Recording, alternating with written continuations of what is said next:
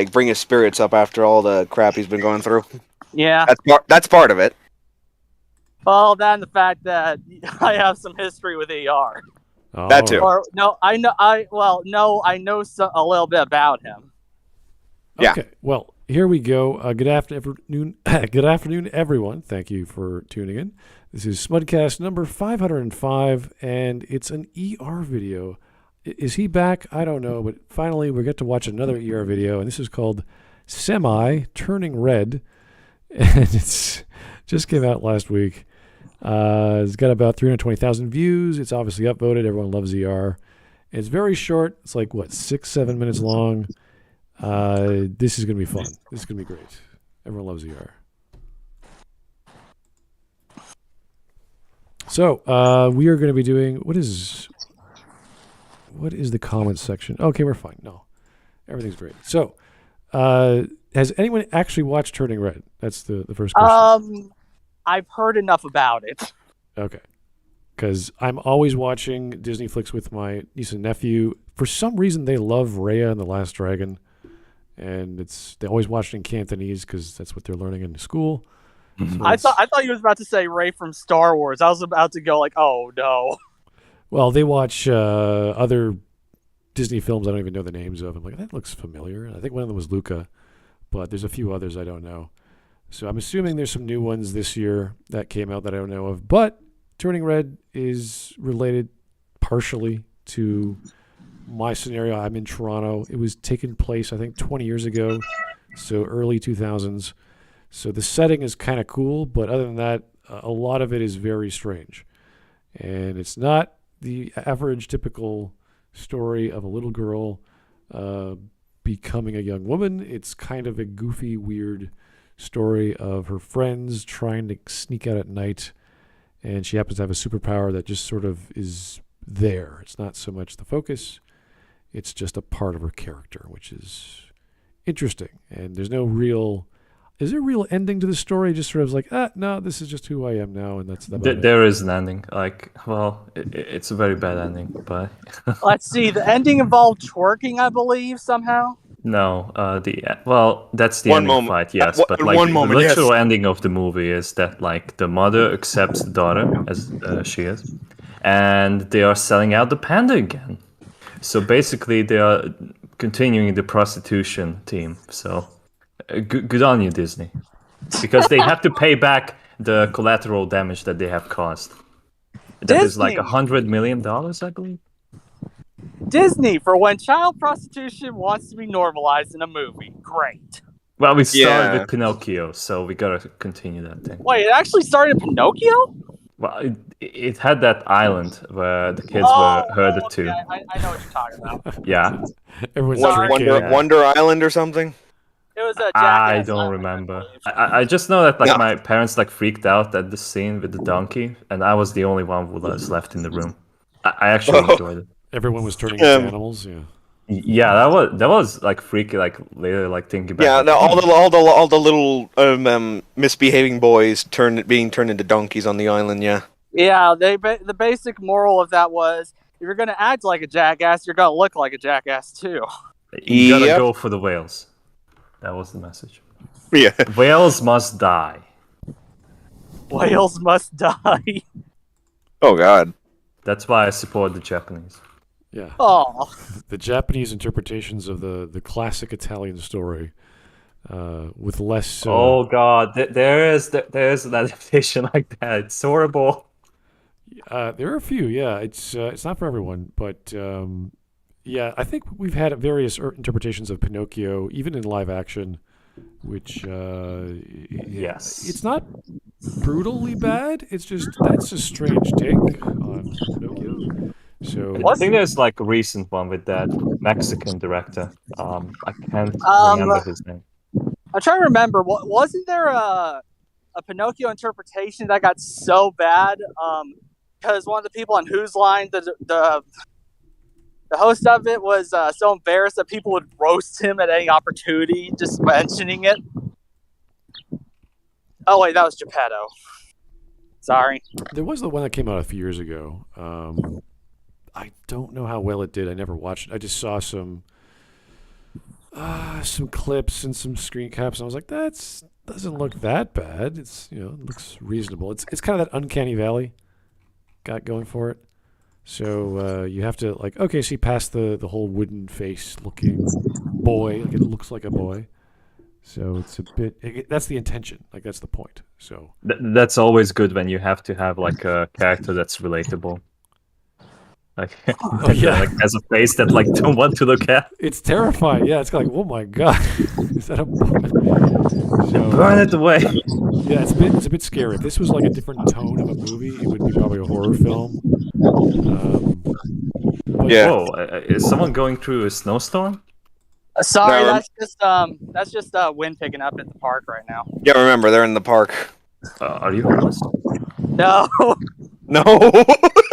If I was homeless, I would be the director of Turning Red because the box office profits were not that good. Oh man. That'd be some shit. But yeah.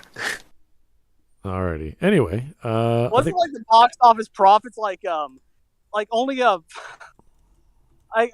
5% of what they originally put in?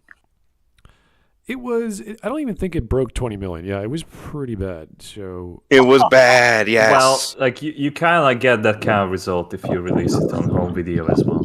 They simultaneously released it for the big screen and Disney Plus. And it still that's- failed. Was to be And one of the expected. best part about it, they can't blame it on anything else except for their own garbage movie. Pretty much. Yeah, the other 2 years, we all know what it could be blamed for. I'm not saying it because I'm not getting this taken down. But- Yeah, usually would be blamed those last 2 years. It would be on bigots and misogynists and sexists.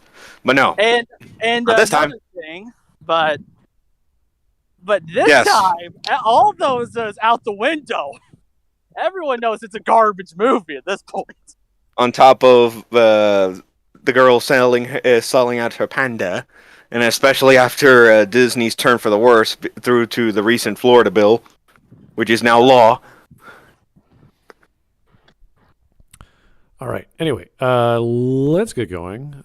We've got 6 minutes and 11 seconds of ER. This is. How we get in the room? Oh crap! I didn't know there was a link.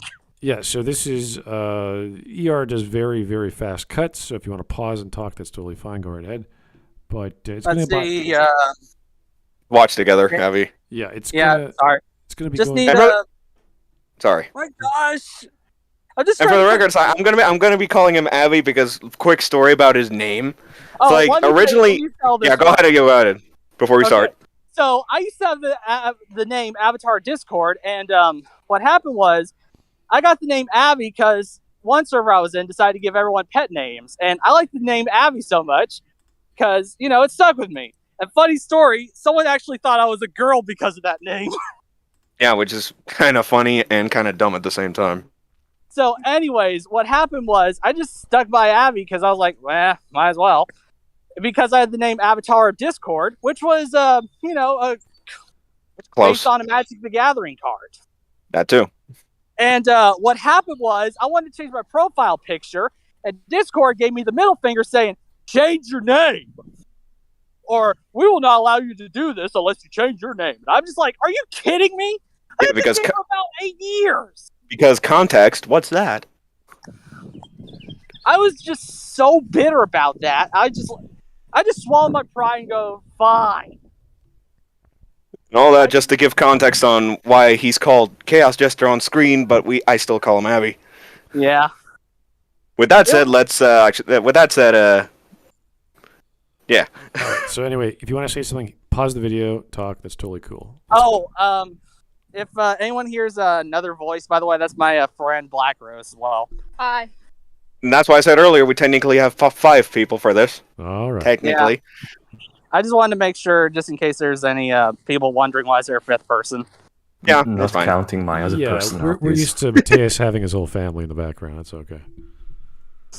Yeah, and I think it was the entirety of Brazil. I think it was at one point we had Cyrek for a Smudcast, and his brother kept talking over him in the background. Oh, we have Dunn's sisters popping in and out of. Yeah, family members, friends, all that. But But but in this case, it's fine. What- It's more appropriate though. Well, he's And building. earlier, there's like some a-hole honking their horn like an idiot in the park. Well, that's a whole other thing. Yeah, I was like, are you kidding me? Just muted myself. Alrighty. Anyway, let's get going. Hey, I'm ER from That's So Racist, and you're watching Disney Channel. My spirit from the grave. I'm a little late to the party, but I heard the online conversation around this movie was really toxic. Mind if I got in? Because otherwise, I haven't been remotely interested in Pixar movies since WALL-E. I remember thinking Brave was a worse Brother Bear, and both those were kind of boring to Tiny ER. And now we got Turning Red, a worse Brave. Really scraping the bottom of this barrel, guys. Remember that old WALL-E teaser that I think was on the Ratatouille DVD, where Andrew Stanton describes a lunch he had with some of the top Pixar dudes as they were wrapping up Toy Story. During that lunch, they brainstormed so hard that they allegedly came up with the premises for the rest of their classics. Toy Story 2, A Bug's Life, Monsters Inc., Finding Nemo, and WALL-E. Something was in the food at that place, because damn, should have had a couple more of those lunches to save us from this. What are you doing? Stop moving like that! Is this bothering you? It's kind of funny. The first all-woman-led creative team in Pixar history. And what did they make? Yeah, that's like a red What? flag right What away. did they make? A complete disaster. Oh! You want to mention about High Guardian Spice as well? About how that was. Yeah, that's also like it advertised itself as an all-women's team. Like 50% of the work is by women. Okay, 100% of the writers are women. Why? Yeah, going a bit too far there. I mean, Black Rose, you're a woman, right? How would you react to this? To just news about all female stuff? Why? What the No! My reaction exactly. Well, I don't think there's a That's huge. sexist. I don't think there's a problem with who is actually in the writer's room, what their gender is, or it doesn't really matter to anyone. But when you start seeing patterns like this, either at Disney or some other company where they just keep doing it, and you're like, what is the main cause for these sorts of stories to be created? What is causing? Sorry. Yeah, I just want to know why this is something that's been happening over and over again. And I just want to mention one thing as well, real quick. This is like a big, what's the word? It's like a big gambit. All right, if you dedicate yourself to having an all-female team or whatever, fine. But if you want to do it to say the message, oh, women are just as good as a writer as a man, fine. But if you crash and burn because of this, what do you think that's going to happen to people who sees another instance of this or whatever? It's just going to going to get them a bit more skeptical of future female writers, and that really makes me mad. well, Especially if there are those writers that do have that potential to write something as good, but because of something like that, they're never going to really be able to show that potential because it's already been squandered by people that have an agenda and or don't know what they're doing. yeah. So the idea of female writers are not anything new. We still have like Margaret Atwood still alive. We have J.K. Rowling. They're fine writers. I think the issue becomes when you have a committee and they're all just in this little bubble and they're just sort of patting themselves on the back. It doesn't matter if they're men or women. We could see that through like shows like Picard, where the writing is just atrocious and you don't know what the hell's going on. So, Yeah. I just remembered something actually. So there's like this game called The Cat Lady. Talking about the relationship between two women, like one of the best that people can talk about. You know, it's generally they saw it as pretty good relationship between them. You know, like friendship or whatever. Good story and all that. All that was done by a guy. It's not like, you know, some writers would have better female writers would be better at talking about women. This is just saying any writer can write about whatever. And dang it, I had a point here. Sorry. What I take away from that is that the bottom line is the quality. That's the priority. Yeah, that's what I mean. I'm never the best at explaining things. It's fine, but it's like the issue there. That's the bottom line. The issue is that the kind of people behind Turning Red or Picard or whatever, they just don't care.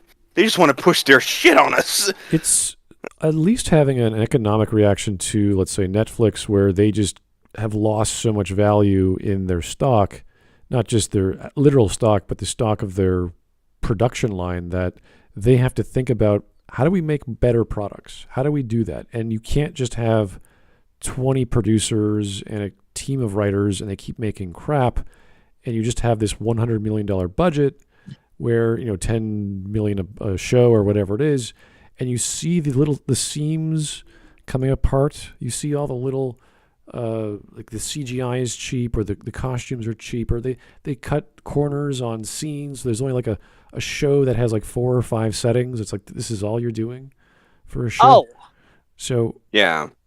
these things. I just are happening. remembered. Sorry. Go ahead. Sorry.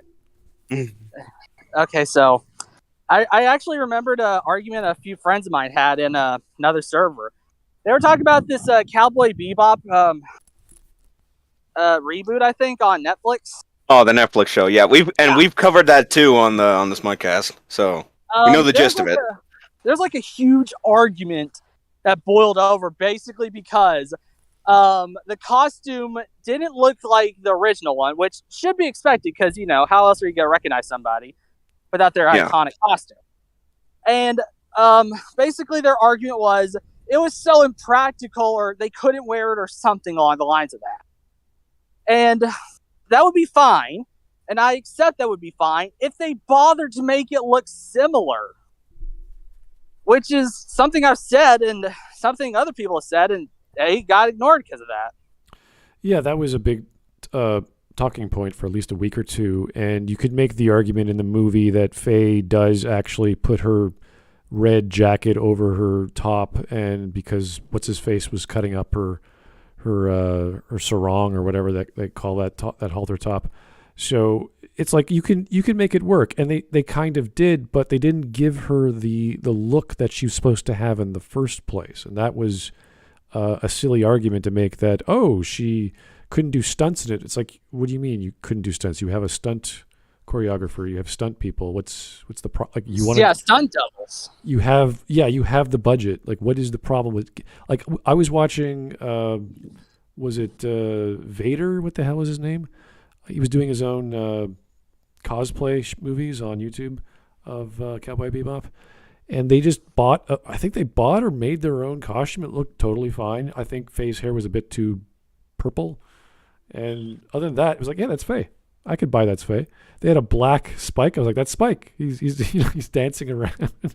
Don't you love it? Don't you love those times where the cosplay community can do shit a lot better than multi-million-dollar productions? It takes one person with passion in a mirror and makeup and some threads and what have you to make a decent costume and go to cons and just like, hey, look what I did. It's not perfect, but it looks really good. And in most cases, if you're a lady who has a decent figure, that's all we need. And what's her name? Pinea. She looked fine. Like, I didn't really care about her hips or whatever. It's like, just look at the part and act the part. It's the attitude and like how she was written. It's just, oh god, the lines, the dialogue, the scenes, they were that's all. not fake. They were some weird version of the setting, the tone. Everything was slightly off.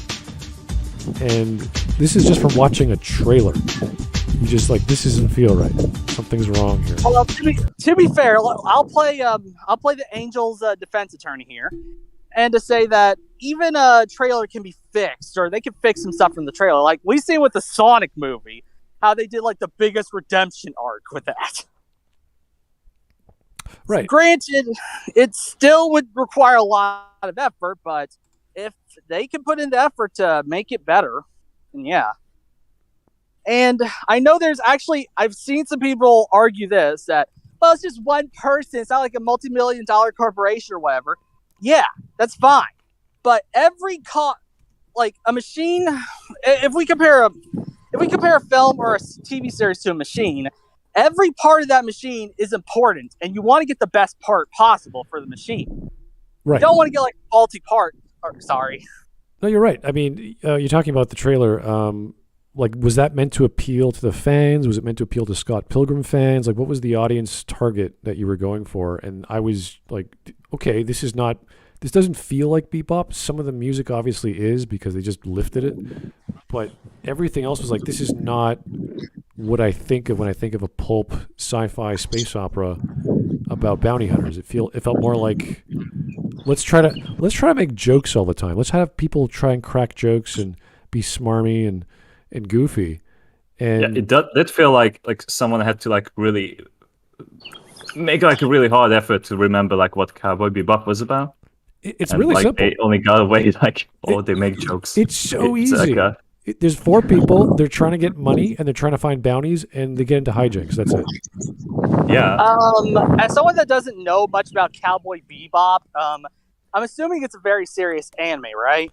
No. The main plot is serious, but like the things surrounding it like makes it very episodic and playful. Right. So Okay. one episode will be dark, another episode will be fun, another episode will be goofy, and it'll go back to dark and serious. So it's something like watching Star Trek. Everything's different. I have not seen Star Trek either. Okay, no problem. Do you have Netflix? I do, but I don't watch it. Well, the first 5 shows are still on Netflix right now. Star Trek? Yeah, the first 5 Star Trek shows, yeah. I might watch it. I'm more of a Star Wars fan.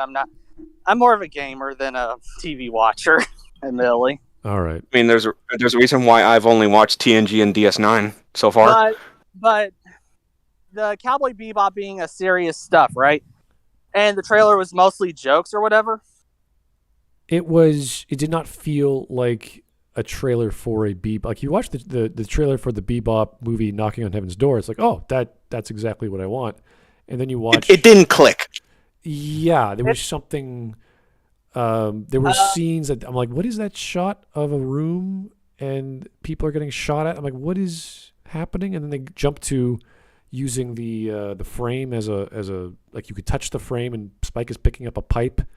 The frame becomes a pipe and you're like, oh, this is Scott Pilgrim. And you're like, what is going on here?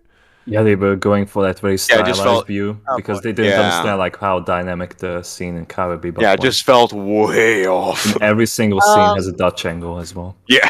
Oh god. Do you mind if I do another comparison to with a movie to something real quick? Because Go ahead. I'm thinking like it'd be comparison to like a birthday cake, right?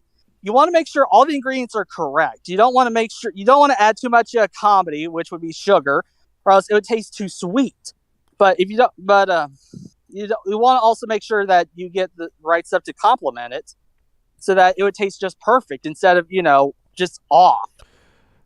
Yeah, I love food analogies. I think with Bebop, it was a mix of everything, and you had a little bit of Too much of everything. and every bite was different. And with that trailer, with the marketing, everything was goofy. Everything was just let's be goofy. And then we have all these other side characters given bigger roles, which they shouldn't have, and they were miscast. They were misdirected. They had the wrong dialogue, and the sets were a bit off. Some of them looked really cheap. Some of them were purely CGI. Some of the CGI was not very good. So there's a lot of things going on that they thought they had the formula figured out, and they were just adding stuff. So it's like, it's a smorgasbord. Let's just keep adding stuff to the pot. And it was just too much, I guess in that analogy, too much sugar, where they should have had cream. Too much sugar would be too much comedy for this one, I guess. In that case, yeah. Yeah, and the wrong flavor of comedy, exactly, yeah. Mm-hmm. Yeah, Like- and all this goes back to the quality of the product argument, which involves like the balance of all the elements. And for Bebop specifically, they added too much of the wrong things Yeah. and ruined it altogether. Yeah, I agree with that, yeah. And I still haven't seen it. I can tell from the reviews and the trailers and the screen caps it's just something didn't feel right. Maybe I'll watch it. Not just something. Not just Okay. something. A lot. To be fair, that's not a good thing because I've tried recommending getting hyped for this one and this game called Dokevi, and everyone's first reaction that I know was to it from the Game Awards. I recognized it because it looked like a Jet Set Radio Pokemon mixture or something like that. And all they got to see was a dance music video, so it looked like a Rhythm Heaven game. I was like, "Oh, come on!" Yeah, it looked like the Shin Megami Tensei Fire Emblem crossover. at least for me. I don't know about anyone else. That's just what I saw. I have not played Shin Megami Tensei at all. And again, that's a whole other thing. The first impression, even the first impression of the Bebop adaptation was way off. Like Smud said earlier, it was just it didn't click. It was just wow. How did you mess it up right out of the gate? I am in the Fire Emblem fandom. Hey, I'm fandom, ER though, from That's and, So Racist. they and you're freaking so racist. suck. And you're watching Oh, Okay. Yeah. Okay. Who remembers when that happened to me back then? I am But yeah. in the Fire Emblem fandom though, and they hated that crossover. They were looking at this like, ugh, what is this anime garbage? Yeah, the diehard fans. And I'm in like a 4chan level server that talks about Fire Emblem. They were savage. Now again, to go back to the point of the video, it's like in that case, it was the first impression more than anything that really defined their outlook on it. But I think from what I remember, is like people started playing it, and it ended up being they ended up saying it's kind of good. I think that's what happened. All right. Yeah, they were okay with it, but Hey, the I'm best Hey, I'm No, I know the time. Go ahead. Oh, what's happening? I know where we were at. All right. Well, let's Yeah, it let's was, get back to the video because I think we strayed far enough from our topic. Sorry. Here is. I mean that always happens. Let's be honest. I know. Let's get back. Here's I a know. Yeah. No, don't worry about it. here's a donation Yeah. from Jean-Luc Retard. Thank you, Jean-Luc. People call anime fans pedophiles and then watch shit like Turning Red. Well, also if that story. From a certain point of view, Also- yeah, that is hypocritical. Yeah, also, if the story that Avi told us is anything to go by, men are better at writing women than women themselves. Like those. I'm not saying that. I'm not No, saying. I didn't say that for everything. It was just for that one case. Yeah, it was the cat lady, but it was on TV tropes, and they were like, "Yeah, this guy really knows how to freaking write." Okay, so like those three Spanish authors who won a Women's Book Award for writing. Yeah, that was a funny thing. You guys Yeah, remember? that was fucking hilarious. Yeah, Mm-hmm. they were all men. It was great. Anyway, where are we in the video? I think we skipped ahead. No. We're at, we're pretty much where we were at. We stopped. So it's Yeah, we're All right right. exact. We're right where we are. Let's continue. Yeah, I apologize if I diverted from the main course right now. That happens all the time. Don't worry about it. They're honking their horns? Are you kidding me? It happens all the time. Don't worry about it. All right. I know, but I don't want to be. I don't want to be annoying when I'm in the thing. Okay, let's continue. all-woman-led creative team in Pixar history. And what did they make? A rather direct allegory for menstruation. You forgot your... Jeez, ladies. I know the lads have their coming-of-age movies, but it wasn't like Walt was trying to sneak in uncomfortable conversations when the pretty blonde lady gave Pinocchio growing wood. It happened very organically. Pixar president Jim Morris told The Hollywood Reporter of bringing together the film's head team. I'm sure it did, Jim. I've seen it happen myself. Nepotism seems to be a very organic behavior among some lady folk, as is apparently this? Yeah, Turning Red begins with a 13-year-old girl shaking it at the camera. I'm like gyrating! I'm 13! Deal with it! There was a time I probably wouldn't have thought much of this. God, this hurts me on a physical level. Okay, I'm a bit stupid. So what's gyrating, real quick? Usually it's a Oh, verb referring to God. moving your body around in a certain manner. Yeah. Like gyrating But your hips. working wasn't the word at the time, like Ye- 2002. So Yeah. she has so to come up with some different words. As if we ever needed it explained. think of Elvis Presley gyrating his hips. There you go. Oh, thank you. Thank you very much. Yeah. There you go. So yeah, no. Not- The joke here was he showed a clip of the exact same line from Avatar. So, Okay, I was just more wondering what the hell gyrating was, because I was worried it was like some kind of well, with Turning Red being an allegory for like periods, I guess. that's And part of I it. was worried it was like some kind of adult thing in a children's movie. Yeah, that's the problem. A lot of people were concerned with the behavior of the girl as well as her friends and the attitude that the friends had with her and how they treated each other and how they pretty much just rebelled against their parents. And that was that. That was that plot line. And That was the lesson, which is a bad one. I mean, the worst I've seen 13-year-olds act is when they were. okay, they're in middle school at this point, and the worst I've seen people act was like when they were mercilessly bullied. I don't think they've acted like this intentionally. I don't know. I should know about the mercilessly bullied because in 6th grade, my school had the greatest brain idea: put all the guys in one class and all the girls in one class. You can tell how well that went. It was so bad for the guys that the teachers were like, "We'll give you a piece of candy each week if you stop getting into fights." I mean, of course that's bad. Well, on top of the fact that it's straight up segregation. And you want to know the best part? We all realized that piece of candy wasn't worth it anyway, so we just got back to beating the crap out of each other. It was candy corn. Please, just take the candy corn. No, I crave violence. Yeah, pretty much.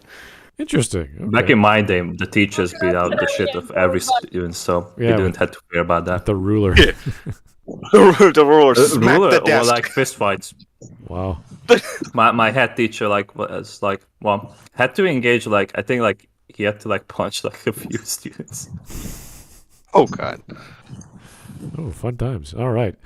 Yeah. So there's a lot of I wouldn't say sexuality, but sexual behaviors of these ladies. Oh god. That is like. I know one of them was the panda character showing herself for money, yeah, this girl right here. Yeah, I was just like, that's prostitution, isn't it? Yes, we've pretty much described it as that the last 2 times we've covered this movie. Yeah, I think Whisp into a very much detailed of the whole analogy between shaking her panda for money so she can go to a boy band concert at the Sky Dome. And the whole and the line that's in the movie of "My Panda, My Choice," which is just no, you don't do that. Which was very on the nose. Especially since these are, I wouldn't say very conservative, but pretty conservative Chinese immigrants, which... I'd say moderately. Yeah, they're pretty... And she's like a straight A student. She's excellent at everything and enthusiastic about life, and she just decides to be a weird dancing person that makes money off her dancing. Well, a weird question, Smud. Most of the Chinese immigrants in Canada are from the mainland or from Hong Kong? Man. It's a big mix, honestly. Hold on, Abby. Hold on, one at a time. Yeah, we have. Sorry. We have Vietnamese. It's fine. We have Filipinos a lot. We have definitely from Hong Kong, because I have family members from Hong Kong. It's a mix when you come to, especially Toronto. Even from 40 years ago, we had all kinds of cultures. We have Indians and Pakistanis and you name it, and they made their own. Didn't you say at one point you have a relative that's from the East? Her family was from Hong Kong, and her family. Yeah. They have other family members in Taiwan and so more or less in that area. Yeah, no, it's Toronto is one of the most multicultural cities ever. It is gigantic. I think most cities these days are metropolitan and have all kinds of different cultures. So it's not. That's more or less the standard. Yeah. Yeah. The difference is within Canada, you're there. Like, you don't amalgamate. You don't blend like they do in the States. Everyone can just live in their own boroughs, and that's it. You don't have to speak the language. We would like that, but they don't have to. And they could have their own foods. They can put up their own restaurants in their own language. It just works out that way. So unless you're in Quebec, then you have to have French. But yeah, no, it's. I know where to avoid that. Yeah, no, it's very accepting, and so I understand that there would be a family like this, but they would be very culturally focused in their own area, not like this girl dancing and beating up her friends and whatever they do in the film. Anyway, but I don't think it's supposed to be a pastiche of Toronto. It just happens to be in Toronto, honestly, I think. This is going to segue into another point in the video where, you mind if I explain the context to that part when we get to it? Sure, go ahead. We'll get there. Don't worry. Okay. Okay, I just wanted to ask ahead of time. Don't worry. All right, so we're almost halfway done. This is a very fast video, but ER does very good videos, so I'm liking it so far. but now we live in an age where some people have to give props to Netflix's Cuties. Jack Saint. Oh, I gotta read that. That movie. I'm not cursing, but who thought it was a good idea? Those people should have been behind the bars. The French. I am not making jokes about the French right now. I will end up getting in trouble. That's not the time for that. But seriously? Why? Like, Cuties is such a... So Jack Saint thinks that the movie explicitly condemns the exact culture of child sexualization it's being accused of promoting. Really? It's like cutting off your own leg to say that you support amputees. It's not a good... I can't put it into words, but I know exactly what I want to say. Well, Jack is a bit of not a contrarian. I don't know what he is. He likes to see the brighter side of things, I imagine. I wasn't saying that. It's just, I do not support Cuties at all.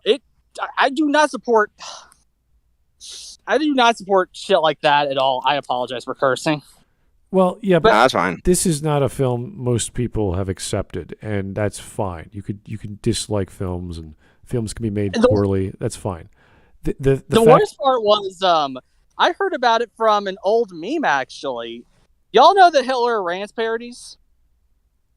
No. I have not heard of that either. Basically where someone takes a Hitler downfall speech and like puts in subtitles or whatever.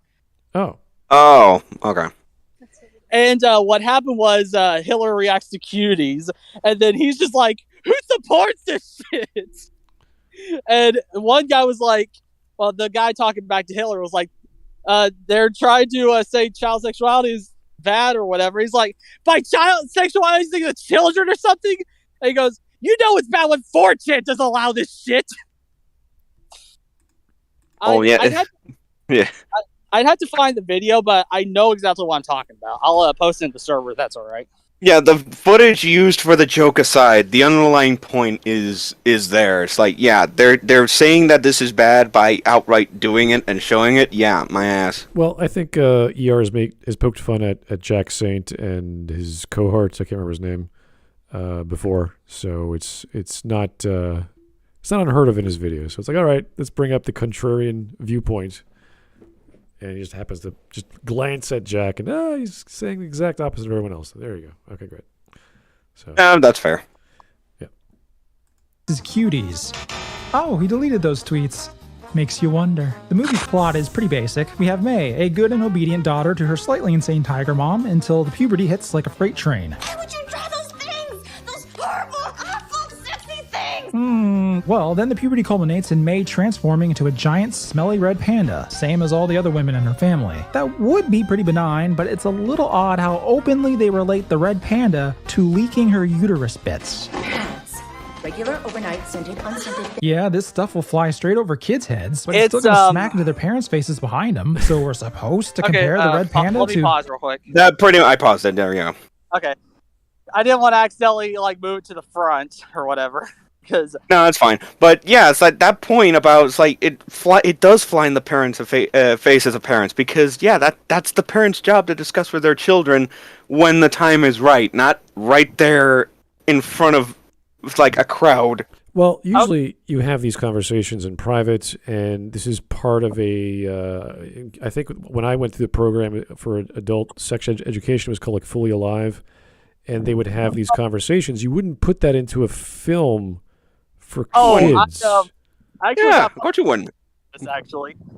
So, when I was in the 5th grade, I was looking at some shows called Urban Legends, and one of them mentioned urban legend about a guy who pulled a practical joke on a woman that was a customer of his. And in order to do that, he moved a sausage in front of his area and chopped it. Well, that was when I first learned the word penis. And then when I said everyone has a penis in 5th grade, including women, the teachers were cringing, and I was like, "What the?" Yeah, go ahead. Finish. Sorry. Yeah, it's like you're asking shit like that to happen to other people as well as what I went through. You do not want them cringing back, looking, oh god, what have I done? Yeah, that kind of situation you can forgive a bit more because it's just something like spontaneous, something like you don't expect that to just happen out of nowhere.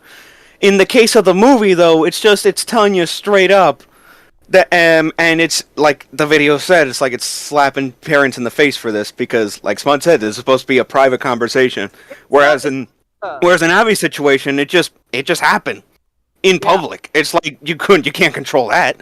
Okay, so it's not exactly a slap in the face, but more a phantom punch with the panda analogy, because, you know, it's supposed to be an analogy, right? But then you get the real punch that already says the thing it's analogizing, or whatever, however you say it. And it kind of just makes the point, it just makes it weaker, I guess?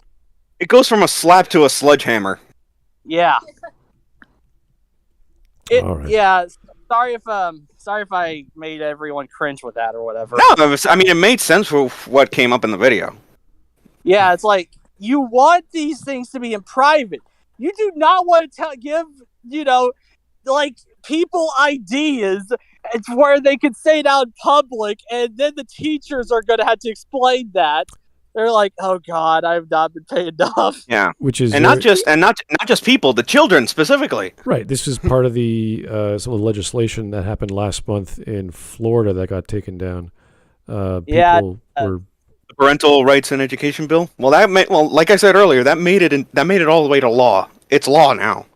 That succeeded. I thought that one failed in Florida, actually. No. It succeeded. It went through the House.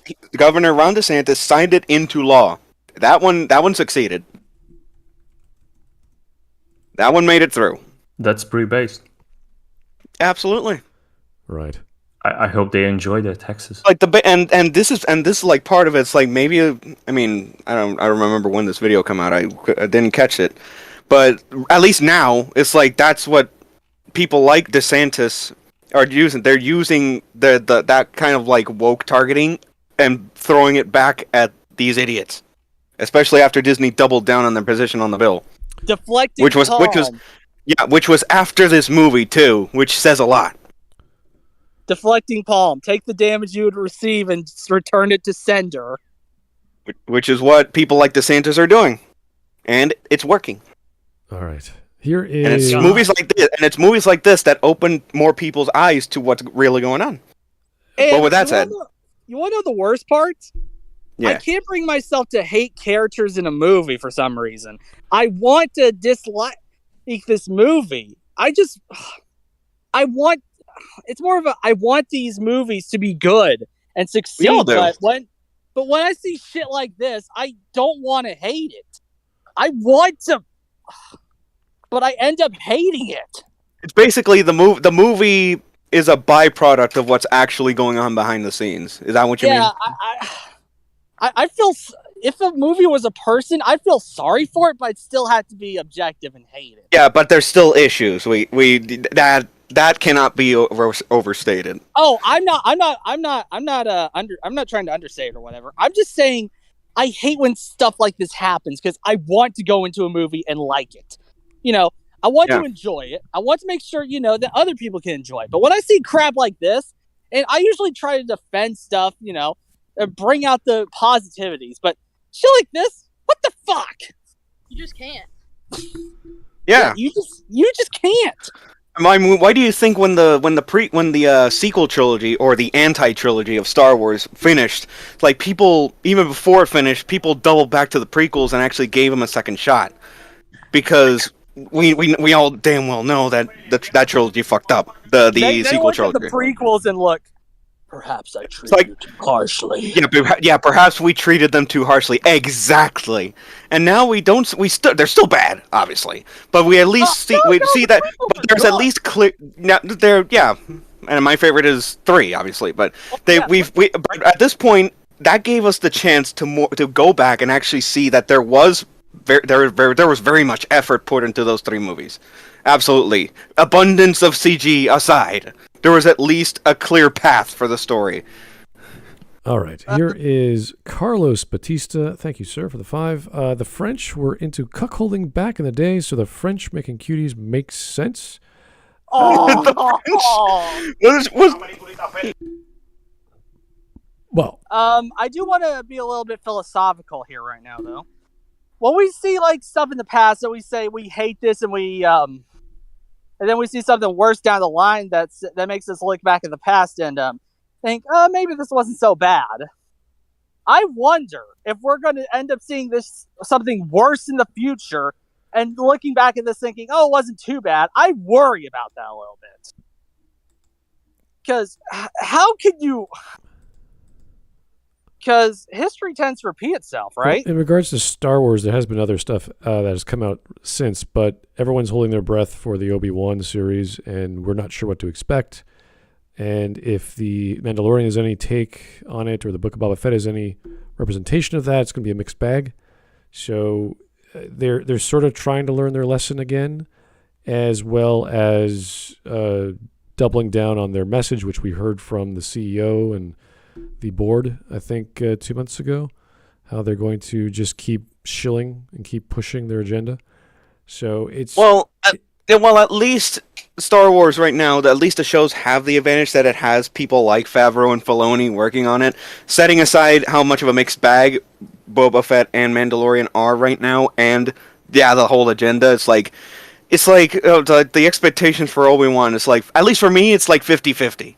Yeah, because on the one hand, the agenda. On the other hand, it does have people that know what the hell they're doing, right, and love the material working on it. So it's a mixed bag right now with that one. That's the thing with Star Wars, is you will give it the opportunity, because the Mandalorian wasn't complete garbage. The Book of Boba Fett had highs and lows.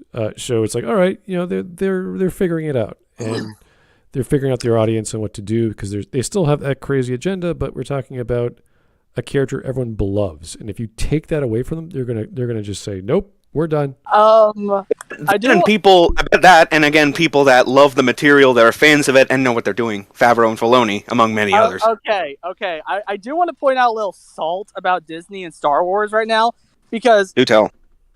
Here's the thing. I like the expanded universe, all right? And when they like wiped that shit out like Thanos, I was mad. We all were. Yeah, it's like the legend stuff. Like, see all this cool lore, and they're just like, "Yo, what? Hold my beer, watch this." And that combined that, and it was not just that, but combining that with the fact that what came out more recently about George Lucas gave them a treatment for the sequel trilogy, and they threw it in the garbage the first chance they had. That's damn insulting. Okay, to the community. But that's George Lucas, and if you actually take a look at that, his ideas, they were unrefined, and if they actually went with that, they'd be immediately changed to do something else, because you can't just turn the Force into a bunch of like in between microbes or forces outside of the whales. The whales, it was too weird. I'm not saying I'm defending that treatment. I'm just saying the intention behind the Disney staff with how they handled that, with how they threw it away. Right. Yeah. That's what I'm talking about. Let's put things like this. If you give a guy a sword that's like, I don't know, from an RPG, you get like this cursed sword that takes a lot of effort, but you get like this awesome badass blade to kill the final boss and all that. Yeah, if you throw that fit for like the typical iron or silver sword, don't expect... I'm pretty sure a few NPCs or your allies would be looking at this thinking, dude, what the heck? Pretty much. All right, here is 2Tim505. Thanks for the 5. Did you hear the Mario movie got leaked? Don't know if it's true or not. I heard a rumor. I don't know if it got leaked, but it did get officially delayed. And Miyamoto himself said that it got delayed. Yeah. Oh. It did get delayed. That I do remember. Whether it got leaked, I don't know. Yeah. My friend's a Sonic nerd, and I'm just wondering how your reaction to this, knowing Mario and Sonic are still rivals at this point. I wouldn't even say that. I don't think Sonic's a rival at all. Not really. With how much of if you're really a Sonic fan, how about the fact that just recently came out that Sonic Movie 2 is the highest grossing game movie of all time? Yeah, I heard about that. That says a lot, because if Mario can't beat those numbers, because it has, I'm not saying it will. I'm just saying it has the potential. Wait, wouldn't Pokemon technically count as well? I mean, well, it didn't. Well, did Pokemon gross 150 million worldwide? Well, no, but I'm pretty sure that did gross a lot of money back in the. No, Well- it was successful. Absolutely, it's just that Sonic was better. I'm just wondering if we account for inflation, would it still be the most successful movie? I mean, that's a whole other can of worms. Give it another let's be year. honest. We'll Well, find yeah, out. I'm just a little bit Yeah, curious. yeah, pretty much. See how much Sorry. our wealth goes down the drain in another year, but we'll find out. Anyway. Yeah. 2 minutes and a half in. We're almost halfway through. All right, let's go. I apologize for disrupting a lot. Again, that happens all the time. Don't worry. Period blood? I'm sorry, ladies. That's just kind of nasty. I mean, imagine an all-dude team made the Pixar movie Going Bananas about a boy waking up as a giant banana and his peels start to retract and he has to wash under him or else a smelly goop starts to collect and he goes rigid whenever he sees a girl. Perfect. Honestly, the red panda thing as a stand-in for puberty, you could get away with it. Pixar has alluded to some mature stuff without being weird, but why have a stand-in if you're just going to explicitly reference what it's standing in for anyway? You Yeah, are it's rather a subtle. woman now, and your body is starting to change. And I'm not sure this allegory was entirely thought through. When women get emotional, they turn into giant red irrational beasts, and the one recourse is getting them to calm down. Okay, I want to say something real quick. I would get in trouble for making. I want to say something real quick. We know this movie's based on fiction because we know those middle school. They're in middle school, right? Yes. Yeah, those she's middle 13 schoolers year would old. have bullied her for being a furry if it was real life. Yeah, especially around the early 2000s. Yeah, but this is Canada. Doesn't matter. Doesn't matter. All lands are equal in hating furries. This I'm is, surprised you brought up the location before the time period. yeah, Mark. we're talking about 2001, 2002-ish, I think. The time. 2 to 3. Yeah. So I don't know what kids were like back then. I think I was still in college, or at least going to college. 2003. We kind of was just worried about watching cartoons. I guess I don't know. That was just me though. Yeah. Oh no, it's like generally, yeah. I don't know. Maybe that was a known thing back then. People knew what furries were. I don't know. Probably. Not too We much. do know one thing. Anyone that was acting weird, like trying to act like anime or something, those type of people would probably get bullied. Yes. They would get mercilessly looked at like the bullies would be the Terminator and be like target eliminated. Yeah, otakus were absolutely a thing back then. Yeah, I was watching. Otakus were merciless. I was Yeah. watching anime and playing games. We had an anime club in university, so that was no big deal. For kids, I don't know what the big deal is because this is after Sailor Moon and Dragon Ball and a bunch of other stuff. So it would have been more mainstream, but Well, yeah, but That was more so in like the prime, like the golden years of anime in the West. Because it was really the 90s where it kicked off. yeah. oh yeah, there was a lot of good cartoons back then, including an underrated one, which I think I mentioned to Ginga Man one time. Mobile Mysteries. Ah, yes, that was Nickelodeon. Yeah, that show is awesome. That's like how did everyone describe it again? Tales from the Crypt mixed with Gravity Falls. yeah, Gravity Falls. Real That's good. pretty much what Mobile is. Yeah. It's The so fact- good. The fact that there was that much of an animation boom in the late 80s to all throughout the entire 90s, that definitely helped the rise of anime in the West as well. Yeah, but like there were a lot of garbage cartoons back then. So what? We got a lot of legends. Then again, a lot of the good animation trumped the amount of bad animation at that point. yeah, Movies were at a downward spiral in the 90s. Right, the action flick Mostly. from the action vibe from the 80s sort of cooled off and then went away. Rap music came about. We had a bunch of new primetime comedy shows that were taking off. I think Mad TV and Living Color. 3D animation.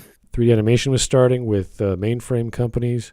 So they were doing Toy Story. Reboot and Toy Story. Yeah. So there was all kinds of new stuff coming out. So I don't think there was much fetishization that was reported on the internet back then. or was not well known. No, not that. No. So either way, Yeah. What caused everything to get so weird nowadays? So. That's a bigger discussion. Yeah, that's a much. Yeah. Sorry. To sum up that change in society in one word, Twitter.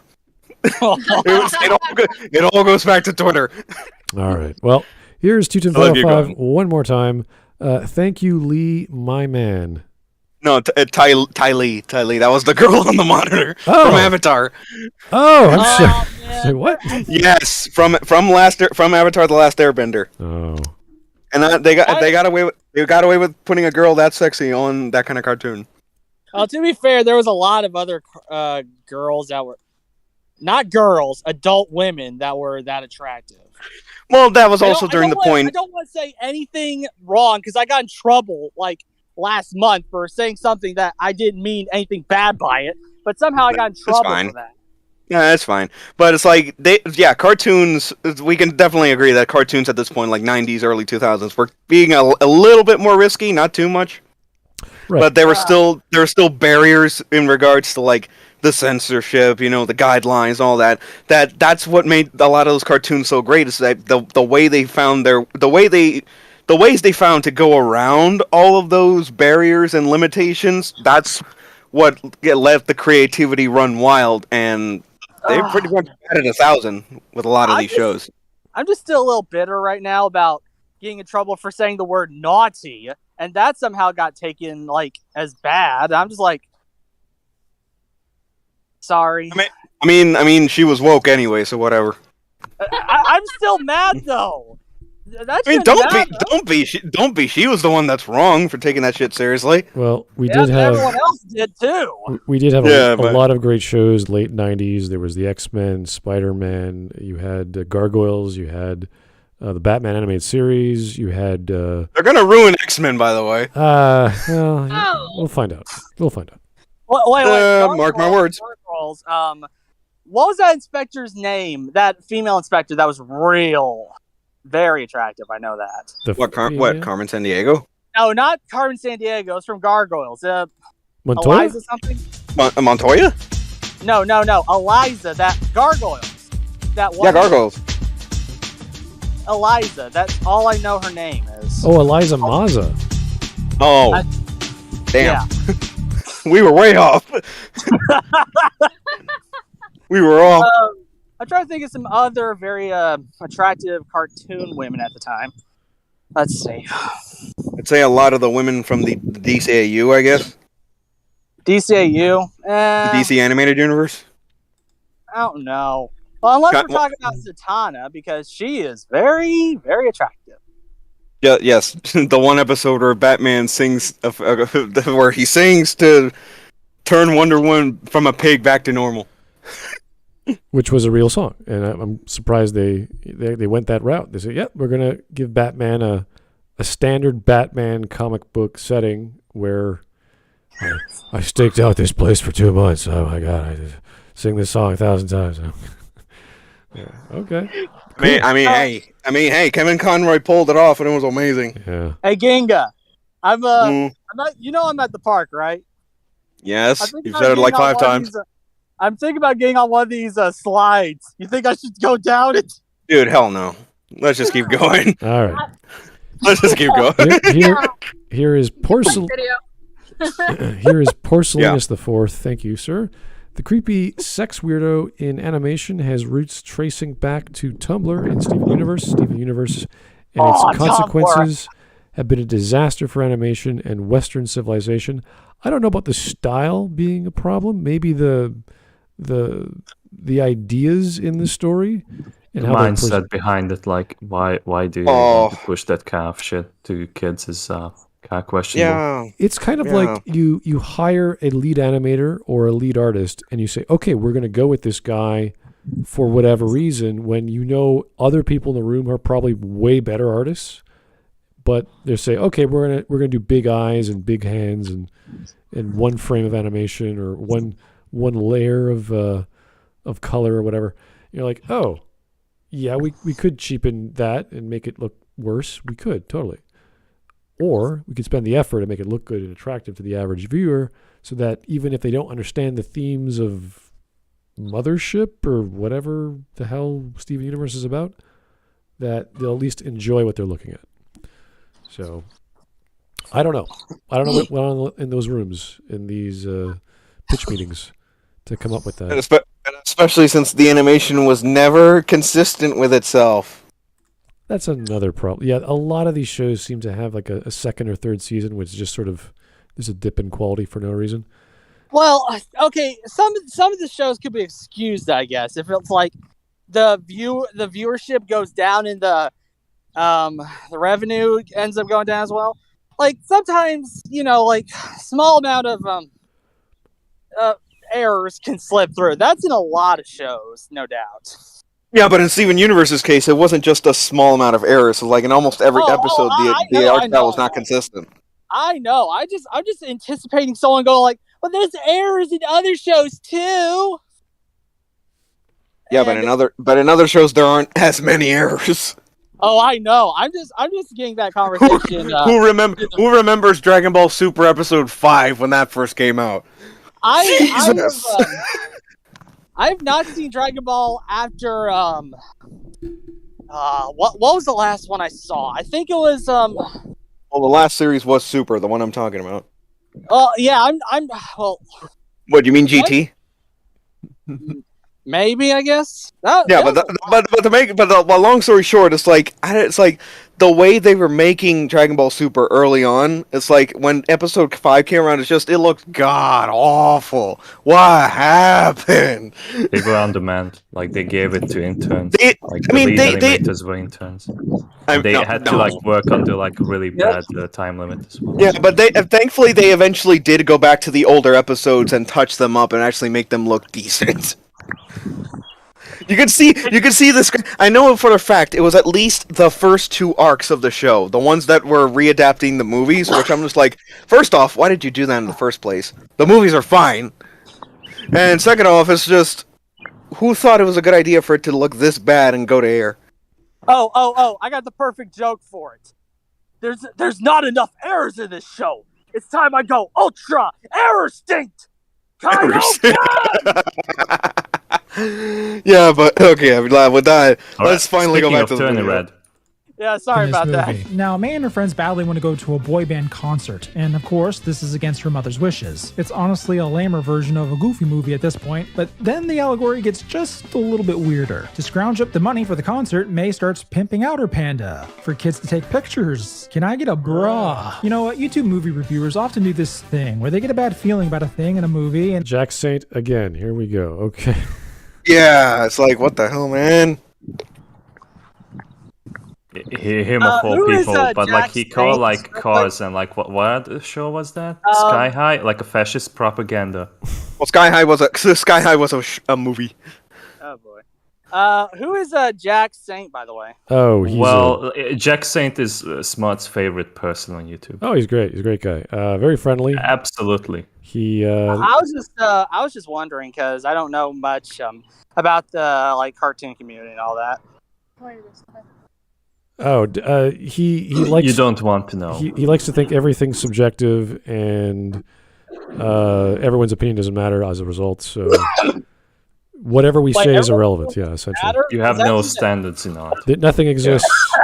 Life is pointless, and if you're lucky, you might be able to derive some joy from your meaningless existence, and then you die. So. Yeah, Saint my ass. Sorry, guys. I guess I ingest a little bit of dust right now. Damn. Breathe, my dude. I hope you will get the house one time. Why did I go to the park? I'm Batman. But anyway, yeah, it's like. Oh God, I'm sorry about that. Don't worry about it, as long as you're okay. So as you can see from his take, he's criticizing the critic because he's trying to derive their meaning from a certain stance, where their criteria comes from, and you're like, Jack, just no, stop doing that. Yeah, you're absolutely in the wrong on this one, man. I was about to say something along the lines of, if everyone's opinion doesn't matter, then that opinion of everyone's opinion doesn't matter. Well, it doesn't matter then. Yeah, that's that on its first of all, that creates a paradox. Yeah, it's like a self-contradiction right there. Yeah. It's like saying, I'm the sexiest married bachelor in the world. Yeah, but you just said and everyone's opinions don't matter. Yeah. It's like Yeah.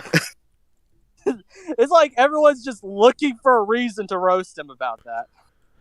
That's pretty much what Jack Saint is from the look of this. Yeah. There's really no point to using his basis for anything, for critically at least. It doesn't help it doesn't help any argument. You just sit there and go, well, if you don't believe in anything, then who cares who likes what? It's all subjective. So Yeah. Again, I want to apologize for coughing up like a.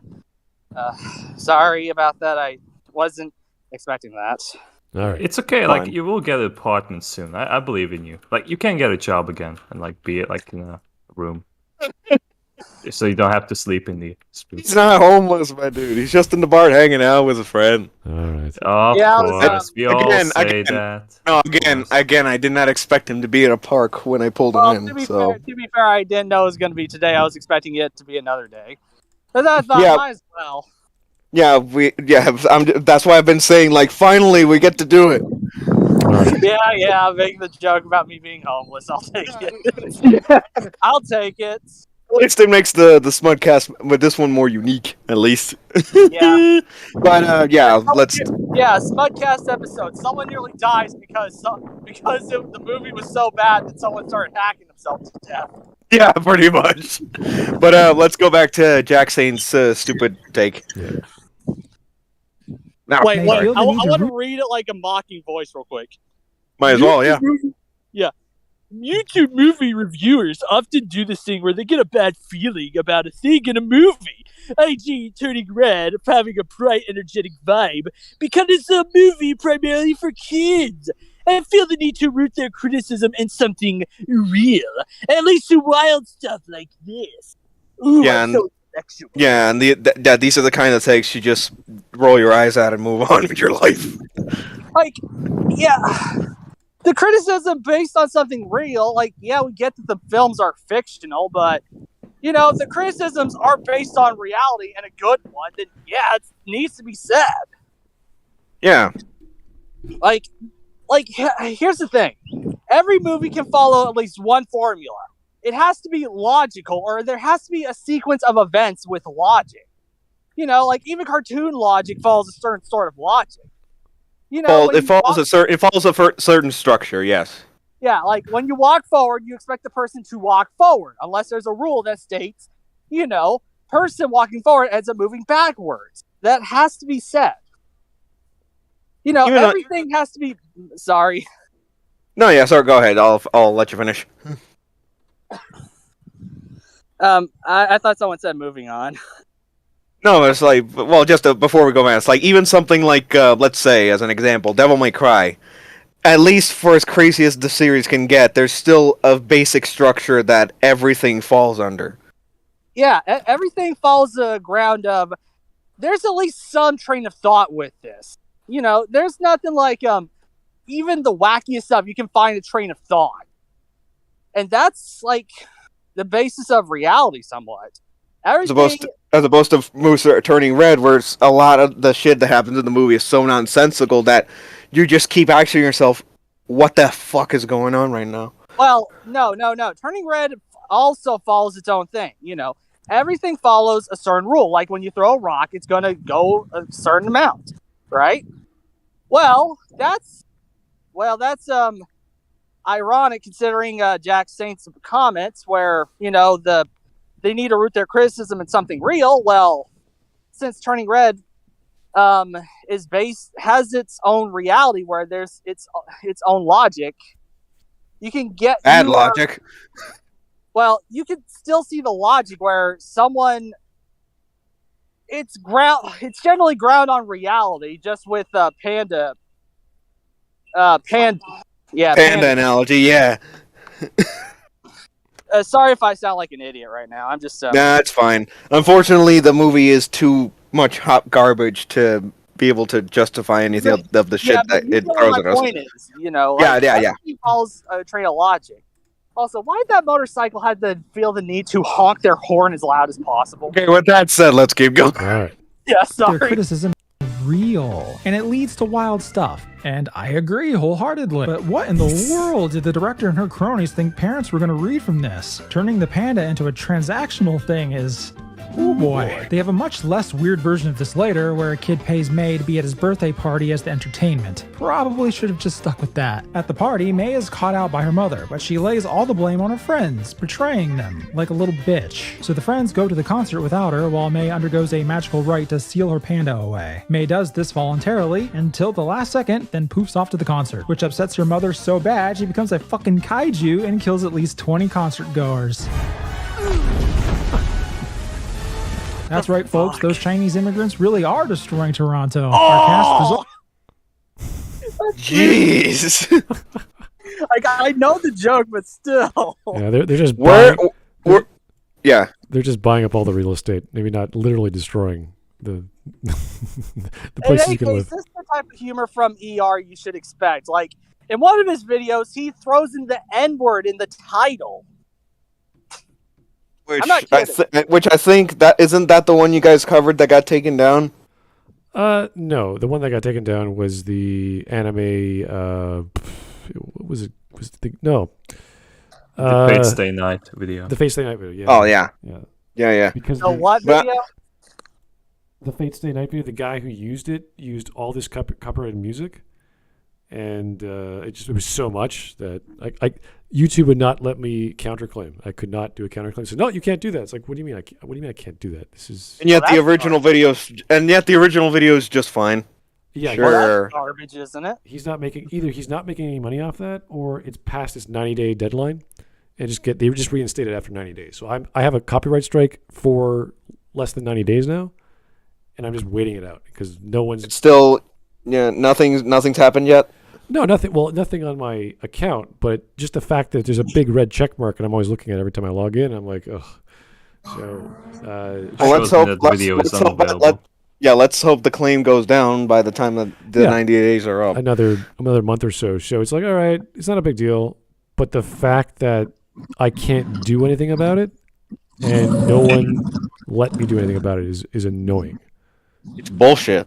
Oh yeah, on my channel I've had the fortune to not be copyright striked yet, but that's generally because I tend to gravitate towards the more unknown things. Like,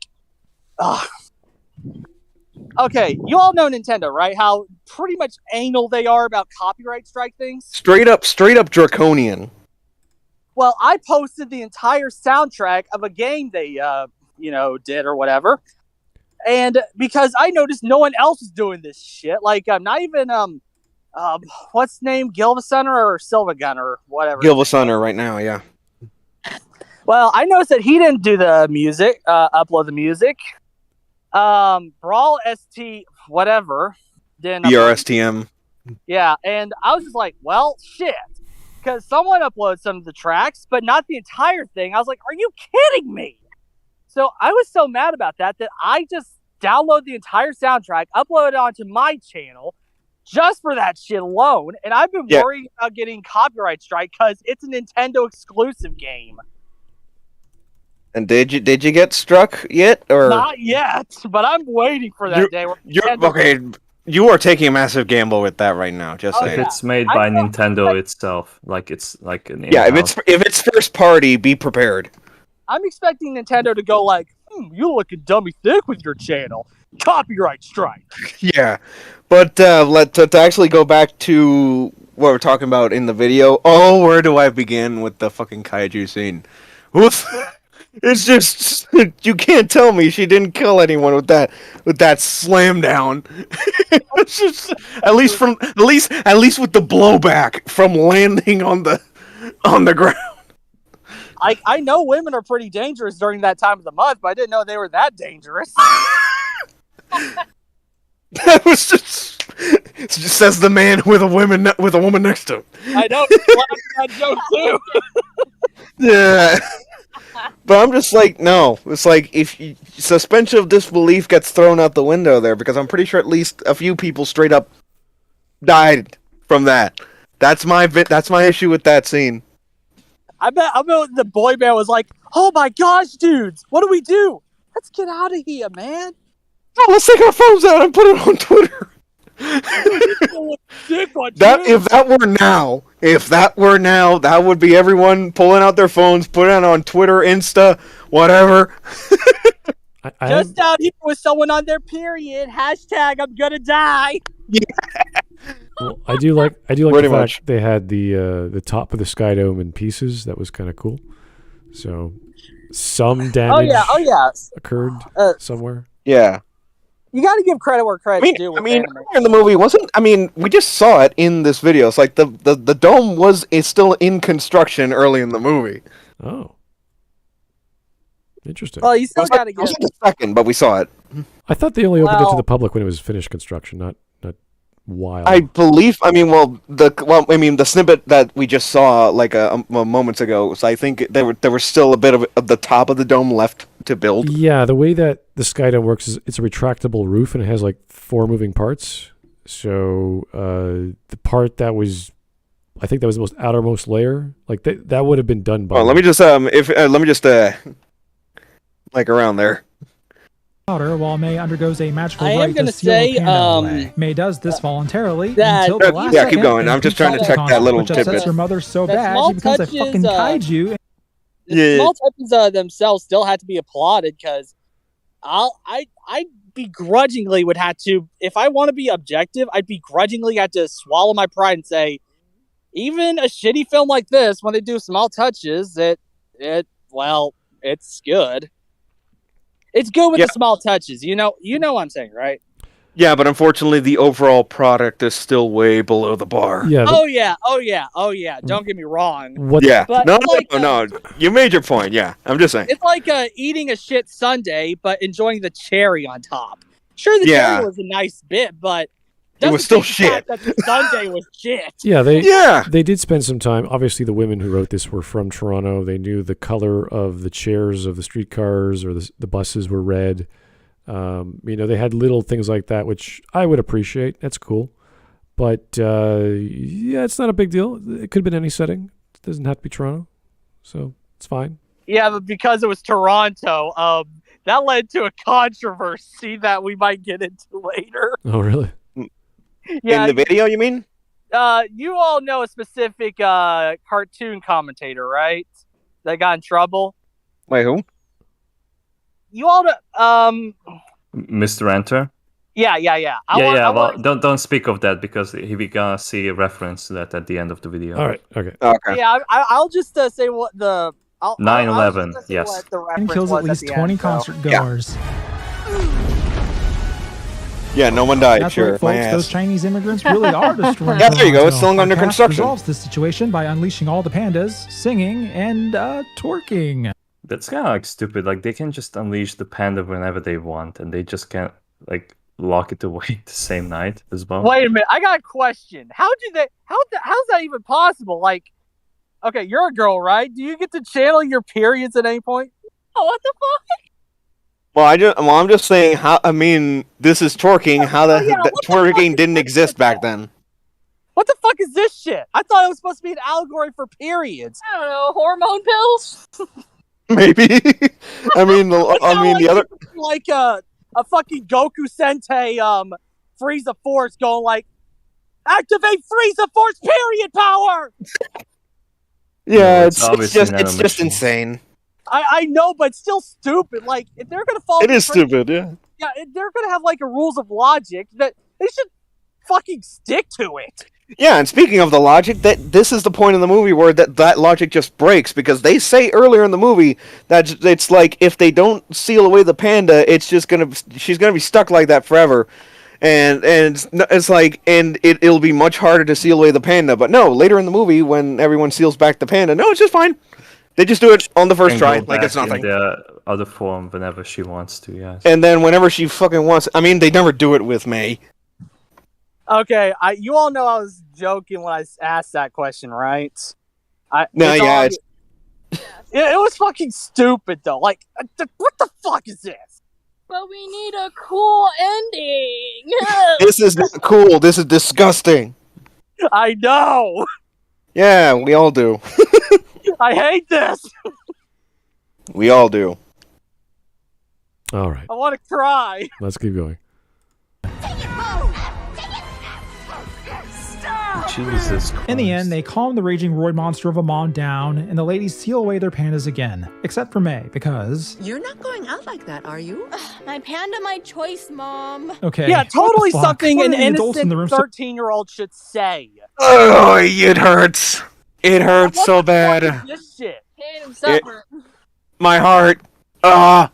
A 13-year-old should not fucking say that. I don't care what fucking movie it is. If it's like some kind of fucking, I don't know, Happy Town murder shit or whatever, no fucking 13-year-old should say that. Especially since Panda in this line, Panda is the substitute for the word body. Yeah, it's fucking... The context of that sentence, we all know what the context is. I'm not going to say it, but we all know it is, right? It's disgusting! Yeah, it's fucking disgusting! That 13-year-old would fucking say this shit! Yeah, now that here with this video of Whisper here, she would just go completely ballistic, where we hear the line and then she would just go off. If there was any kind of, I don't know, disturbance at a public event where giant creatures were stomping on the ground and it tied back to this family, they'd be in jail. There's no question about it. So the idea of this family like hiding again would make perfect sense. Now you have this other commentary, you have this other story happening where it's like you just revealed yourself to the public world, and does anyone care? Is this like no longer serious? Is this just a joke film where stuff happens and that's that? Well, I guess they could probably get away with it, like, oh, well, I'm just a fan of that huge ass monster like Godzilla or some shit. Like, if they throw in a line like that or something, that would be excusable, but still. Well, this would be they don't even acknowledge mostly the fact that it is out in the public already. Right, and this is a thing. Was it Wisp brought that up that some government official would like take them into a little room and we never see from them again because they want to weaponize this panda power. So especially if this were Marvel or DC. Yeah, we like, would imagine the army looking at this going, huh? We can use what? This shit. Yeah, and if you want an example of that, it's like literally the opening scene of DMC5 where the military is fighting back against the demon invasion, they just don't know what the hell's going on when Nero comes along. I just know something that would probably have improved this movie a little bit, where they have Nick Fury just go like, "Hello, we're here with the Avengers." Or some shit like that. No, I mean, that's what I'm... No. Well, in all seriousness, that's what I'm saying. Like, if this were Marvel and DC, it's like the first people that would... Well, yeah, but Disney... Okay, let's just take Marvel. S.H.I.E.L.D. would be all over this. If this was Marvel, S.H.I.E.L.D. would be all on top and all over this bullshit. Yeah, it's like Disney, though. They own Marvel. They could have probably had a small gag like this or something. Yeah, something to acknowledge the stupidity of all this, but not even that. So they don't even double down on the comedic potential of it. Right. They just leave it as it is. So this is kind of like, what's that other film where they're hiding their identity? Is that Luca? Where it's a big deal. Yes. And yes. But it was done much better. Yeah, because that's part of the plot where we find out in the end there are other fish people hiding in the village as well and having a normal life. So it's like, oh, okay, this is a thing. The world knows about fish people, or at least some of them do. Like, good. That at least connects the story so my brain doesn't go, is this all a joke? Or did the writers even think of this? What's the world outside of these, this small family? And that's where this story goes into at the last half hour, because she's jumping over houses and having a big ball of a time with her friends at night. It's like, okay, maybe no one saw that, but now it's like this is public. So we have to address that in the story. Stories have to be self-aware. They can't just be in a bubble. And that's what we have to address, and that's what doesn't happen. They don't acknowledge the societal impact of this shit. Not in the least. I want to say something about the Luca thing as well. The Nick Fury thing wouldn't work for Luca, though, because of one thing. Luca would obviously be the Marvel's Aquaman, and nobody wants an Aquaman on their team. I mean, from that perspective, kinda. It's obviously a joke. I'm sorry. That one. No, I know. It's obvious that one didn't land so well this time. But yeah, the point here is that there's no like self-aware acknowledgement after it's revealed, and that hurts it. a lot. Yeah, Well- these And people and that's why I give the hypothetical of if this were Marvel, then someone like Shield or even at the very least the FBI would be all over this shit, but they're not. Right. Well, I think if self-aware is one of the ways you could go about this, but also just like some other way, for the love of God. Like self-aware is one way, but don't end it with my panda, my choice. Yeah, and then like jumping over buildings like a fucking superhero. It's like no. Ugh. All right, here is the Giga Chad. The looks you would get describing this movie would be the same ones people give me when I show them my granddad's World War II electrician army helmet. I don't know why it has a cool lightning bolt. His suit had a skull head. It's so cool looking. Okay, interesting. Before we go back to the video, I think there's a bot. Yeah, there's a bot. What are you talking about? I am just like any other human viewer. Please Not ignore you. the code. Not you. Yeah, it's I know, best I know. cam. It's best. Matthews, if you're watching, get on it, please. Save us. Matthias? I think I know him actually. He's in this. He is in the server too. But while the mods, He and is there you the go. president of Brazil. And there you go. The Yeah. bot is gone. All right. With that said, let's keep going. Supposed to take away from this in their kids' movie. Now I'm imagining May aborting all her female kids to end her cursed kaiju bloodline. No. No. That's Again, that's that's why I that's say- another thing. turning Yeah, red that's why I 2, say Electric Boogaloo. I- It's- yeah. My panda, my choice is a fucking disgusting line in this film. 'Cause What it's besides obvious what the besides my fucking- panda, my problem? Yeah, No, so next turning red is gonna be in the Uyghur camp. yeah, we could. Mainland China. Oh, yeah. Oh dear. She Oh, goes to God. Hong Needs to Kong. use the panda to commit genocide. Oh. Okay. Yeah. Originally, All right, that's let's what keep- the panda was for, to defend against invaders. So she would be Yeah, like the Yeah, Mongolians. but then they take it completely out of context via May, She just butchers all these. which is the Cantonese- legacy of it. all these men just coming at her with guns. And she just slaps them away. No, not. I'm more specifically it's like she tarnishes the legacy of the panda, and it's like The panda used to be one of the best defenders in the world, now reduced to a sex object, just like anime women. yeah. Well, no. If the first one is an allegory for menstrual blood, the second one would be an allegory for abortion blood. I don't know, like something. Like, Or just, You get what I mean. how far You do we get go what I with mean, this? though. Yeah. yeah. It's this film fucking blows. It sucks. Absolutely. We're all in agreement on that. Yeah. Yeah, I Let's, heard enough about this film where I was like, oh shit. Oh, the police are here. They probably know this film sucks too. Yeah. Got called up here going like, yo, we heard Turning Red was pretty shit. We're gonna need your phone. We need to wipe out all evidence of it. Yeah. Yeah, let's I mean, we're doing good almost 5 minutes. All right.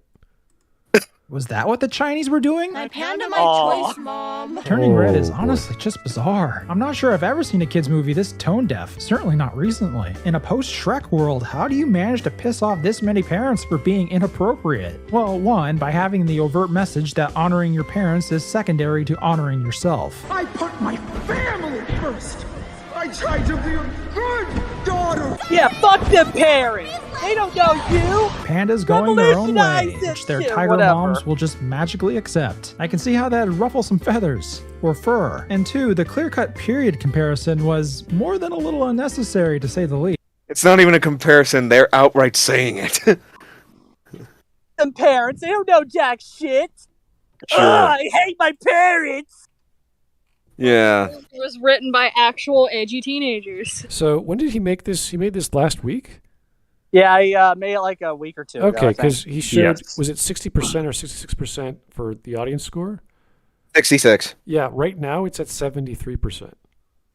Ow! What the hell is wrong with people? Oh, I think I know exactly what happened. Some people probably saw this video and was like, Well, fuck you too, ER. I'm voting this out just for spite. Are you still No, there on the page? It's How much is it? unrelated. Like the score that you see on Tomato is like. Is the critic manipulated score by still the 95? Because that was the managing critic people. score on that Like you tweet. can like go back to like the Star Wars scores and Rotten Tomato, and you can just Rotten see that Tomatoes it's still shit. the same one as 3 years ago. Yes. Rotten Tomatoes are shit. Yeah, there's something wonky that you could tell, especially with, was it episode 9? That it's the same... Episode 8 and episode 9, yeah. It's the Both of them, same yeah. score, and they said they were trimming them because some of them were fake. It's like, that's fine. But how can you... Fake audience scores, that too, yeah. Like Yeah. it's just Yeah. like putting the blame on something else fictional. Something- And the other one is that like they technically do not count reviews that have half a star. So Uh-huh. they exclude all of those, and they only make the average count of some of those to according to the other ones, and they exclude even more. I don't know. It's very wonky. It's strange, and if you're going to have any kind of review website that is an aggregate, you have to show all your data, and they don't show anything. We have no idea where these reviews are coming from, what the scoring they're using.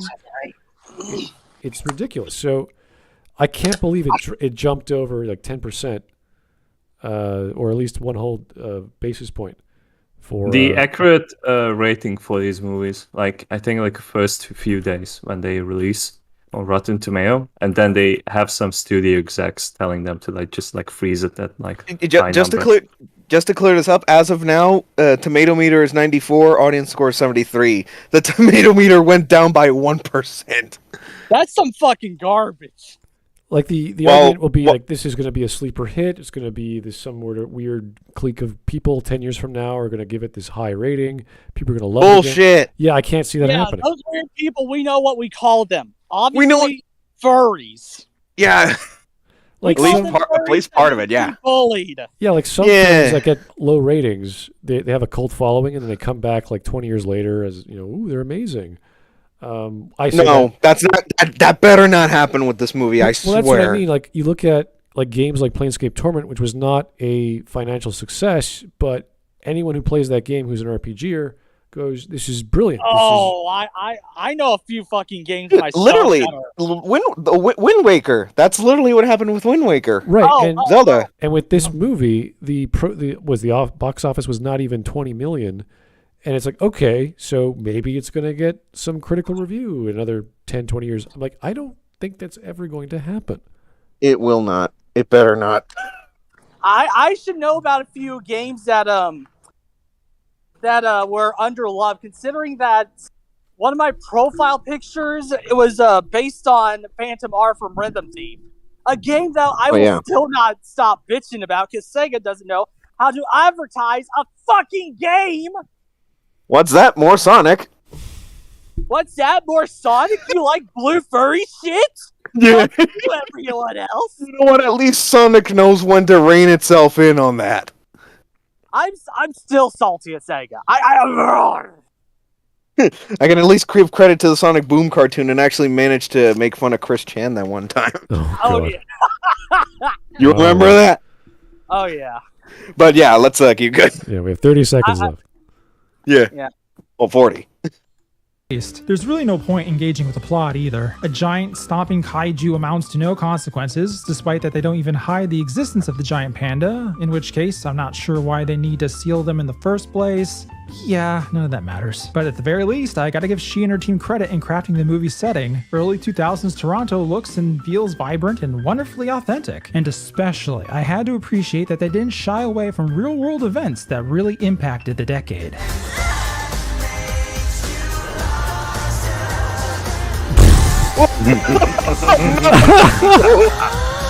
Okay. That's in context.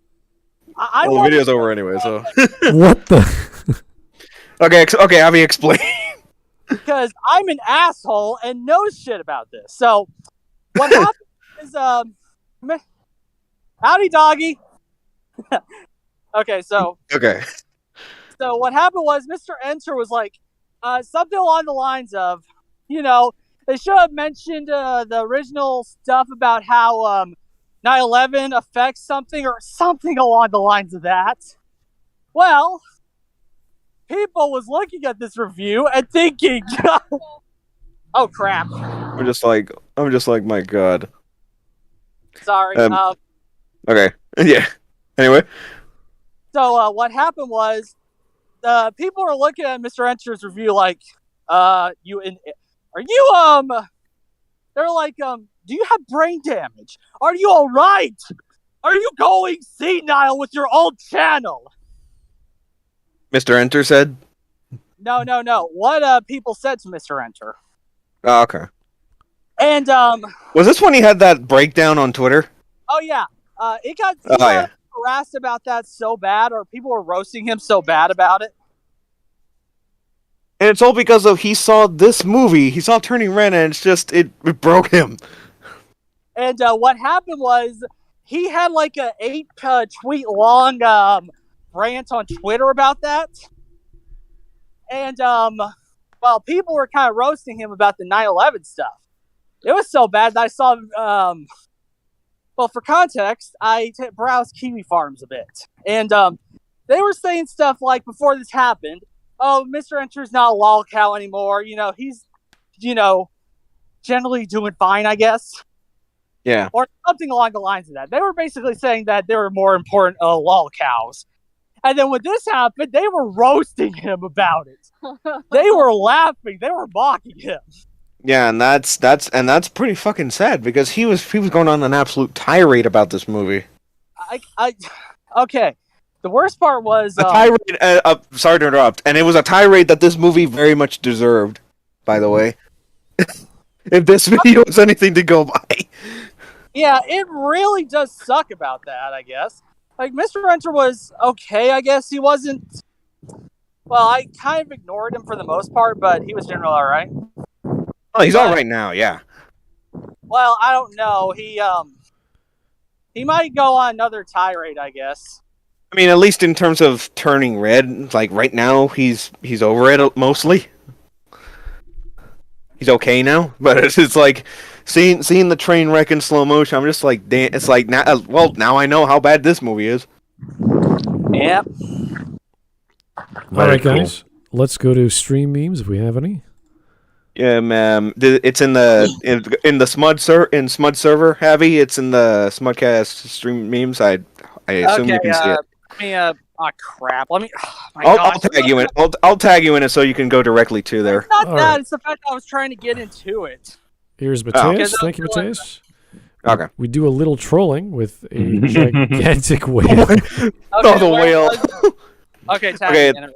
Okay, I'll reply to the first one from today, so you go directly to that one, and we can go from there. This is amazing. This is the best. That's probably the best cosplay of. Yes, especially the sunglasses. Just sell it. Let's see. Where is it? Yeah, that's the first one. We are at like the two from the two for Cowboy Bebop. That's where we're at right now. Yeah, everything there is perfect. Like that would just hire this person. I don't care if she's Russian or Asian. Hire her and then hire a voice actress. I don't care.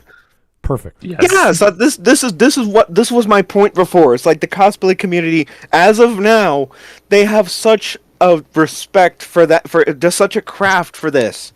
To have this, to replicate the style and the look of something like from an anime or a movie or whatever, down to the last detail. And like I said before, it's like when the cosplay community can do this, when multi-million-dollar productions can miss the mark so much, there is a problem. That's amazing. Anyway, keep going. It's depressing about the state of cartoons nowadays. Well, that's a whole other thing. Since 9/11. Oh. Man, you get out of that little airplane this instant. Oh, okay. No. Community is also well, I wouldn't say the commentary community, but the cartoon community is not exactly one without controversy. Indeed. Considering like last year or this year, Cosmodor was ousted for some pretty heavy shit. Well, and that's not even talking about the animation industry itself. All right. So Mateus posted another one. Windy Park. It exists. I checked. I don't know. That was probably roasting where the me. bloke is I was from. at the park. Okay. Yeah, sorry about that. You're with us on the memes, right? Yeah, Yeah, I'm on the memes. Here's Louis, Okay. Here's Louis Anderson. When U.S. intelligence discovers that Canada is harboring a little Chinese girl that can transform into a giant red panda, when the Canadians invade, and they will. Yeah. Mr. That Anderson. one never gets old, honestly. I cannot see Canada doing anything to anyone, honestly. Well, I apologize for all the background noise again. But It's fine. It can't be helped. Yeah, It's fine. I sorry, can't hear it anymore. Oh my God, it's Blue's Clues. It's Go fine. to areas where there Oh, wasn't no. too much Oh, no. loud. And there's no hose here. It's the Eastern Front. You're gonna die. Mainly I apologize because, well, oh crap, there's a dog barking. It's okay. You didn't commit anything against the 6 million. You don't have to apologize anymore. No, okay? it's fine. It's fine. It's Yeah. fine. But hey, It's at least funny. I guess you could say one thing. Oh You my got a fresh view from someone that, well, from at least one person that goes outside. Unlike a lot of the people that defend this freaking movie. Yeah, the woke people on Twitter. Yeah, So I'm not going to read. that does say a lot. I'm not going to read this giant comment, but essentially someone's defending the film for having moments where the parent is trying to parent the kid and they're not doing a good job. It's like that's not. Yeah, you that's don't like- say. Well, that's defendable, I guess, if it's like a teenager, because how the fuck do you handle that? Teenagers are notoriously rebellious or something. Yeah, but this goes beyond rebellious. This Yeah, is it just goes- disgusting. Yeah, but when it goes to this is yeah, what the fuck? This is something else entirely. Like, But yeah, yeah. okay, I got a personal story because apparently my mother told me this is what happened. But Yeah. this is like, generally when you're a parent, you don't want anything bad to happen to your child. You know, your child should behave or something around the age of 13. And when I was at the hospital, both the mother and the father were blaming the other child when I was born because apparently their daughter, which was 14, I think, was giving birth. And I was like, what? Yeah, what does that have to do with anything? Oh, I'm just saying that people that generally are young, you don't expect this shit. Yeah, I'm just like within the story. It's like, what the hell did she do that they're blaming her for that kind of shit? No, they're blaming nothing to each do with other for that. They're blaming each other. Oh, but I'm just like, the blame is still misplaced in a way. So here's another one from Mateus. This is just Smut just minded his business, and then boom, sex bot. we get those every time. It's not a big deal.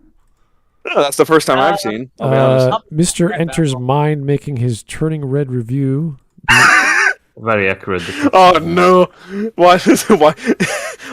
That plane should be the Panda. Why is it that? I can't hear Norm Macdonald saying. Yeah. Cheers. And then, yeah. Cheers for the cancellation of Batwoman. I'm here by posting this meme I created for LD Stream a few days before the cancellation was announced. Really?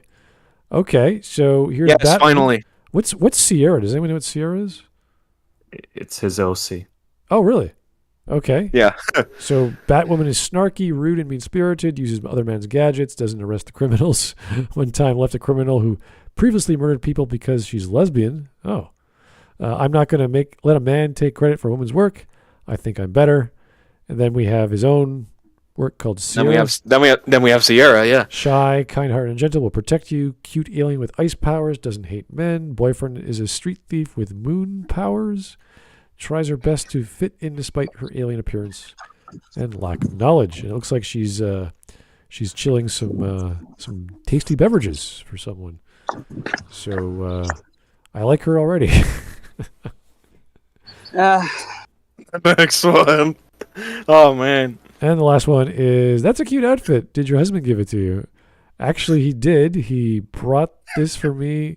He bought this for me on our 10-year anniversary. Not only is he my lover, he's my best friend and my soulmate. I'm not ashamed of whom I love, nor should I be, for someone with strange abilities. Due to, I assume, accidental exposure to radioactive spider blood, you're not very tolerant of those different to yourself. You're on the wrong side of history, Spider-Man. And then it's like, go. Faggot. All right. Sorry if I interrupted. No, it was well timed. It was well That was the timed. last one. It's okay. No, it was the last one anyway. Sorry about if I was bothered during the live stream. No, it's fine, dude. It was Alright. actually pretty good, if anything. That was not bad. I love VR videos. They're always fun to watch, and it was pretty short anyway. So yeah, no, that was a good Sunday. Good stuff. If you don't mind my asking, what's the total time on the stream right now? 1 hour 45, I think. Yeah, not even 2 hours. That's pretty good. Doing pretty well. So shall I advertise my channel or something, or? If you'd like, I'd be happy to put it in the description. Yeah. Yeah, it's Chaos Jester. Look for the one that has a Phantom R profile picture. You'll see a fedora, red hat. I will He find it actually right pulled now, up just fedora for reference. I'm finding it right now. He actually pulls off a fedora well, and he's a French person that isn't a total unlikable person, if you ask me. That's a joke about French people, obviously. We get it. We make fun of the French all the time. It's totally All the time. I made the joke that's obvious. Rhythm Thief is fiction because it's based in France, and a lot of the characters there are likable. good stuff. All right. All right, so there's Avi's channel for anyone that wants to check it out. I just put it in the chat. I don't see it. Give it to me. I might have took. Well, I just put it in the stream chat first. Oh, that's why. Yeah. I wonder if I got my friend in trouble right now. I mean, how? I guess we were kind of out a little bit too late or something. Yeah. Oh well, We were just walking back. Well, that's your problem. Yeah. I gotta apologize as soon as this thing ends. Well, now you gotta apologize to her family. I know Good, that. good luck with that. Hey. All right, guys. Well, That's very cool. Doing. thank you so much for tuning in. That was pretty relaxing and fun. I've never seen this film yet. I've seen bits and pieces. I might eventually get around to it if there's something worth talking about. At least don't pay for it. At least. Yeah. I've heard that LitDev is going to watch it because we actually donated Oh, $1,000. may God have mercy on him. I do want to ask if you guys What? do like a video that's on the Bad Guys review, please invite me. I've already seen that movie. ER's bad. ER again? No. I'm talking like the Bad Guys in any genre. No, but whose review? Any Bad Guys review. Oh, anyone. Okay. Yeah. Oh well, I'll let you know, man. All right. Like if there's the Bad Guys video that ends up winning any of the polls in the foreseeable future, I'll let you know. Was that a good co-host or whatever? You're doing fine. You're doing fine. But yeah, you're good, dude. We're gonna call it a night. Thanks, guys, for tuning in. Do appreciate all your time and going through this great video. It's always fun to do that on a weekend where we actually have some time to relax and just sit back and have a good time. So have a great night. We'll talk to you real soon. Bye-bye, everyone. Bye. Take Have a care. great time. Bye.